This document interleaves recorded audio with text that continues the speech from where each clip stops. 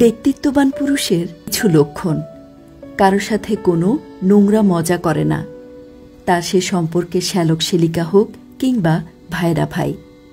সব ব্যাপারে মাতব্বরি করে না, যেখানে যতটুকু প্রয়োজন সেটুকুই বলে। কখনো কাউকে মিথ্যে কথা বলে না, সত্যিটা বলতে যতই কটু হোক না কেন।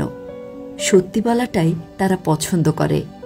কথা এবং কাজে তাদের মিল থাকে।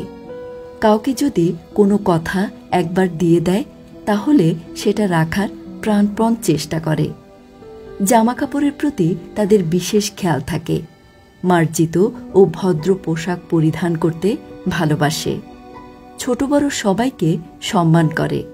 তবে কেউ যদি তাদের অসম্মান করে তাহলে জনসম্মুখে এই নিয়ে কোনো ঝামেলা না করে সেই লোকটার সাথে আলাদা করে কথা বলে। নিজের মা, স্ত্রী আর বোন, এই তিন সম্পর্কের মধ্যে খুব সুন্দরভাবে ভারসাম্য রক্ষা করতে পারে। তিনজনকে তাদের প্রাপ্য সম্মান দেয়।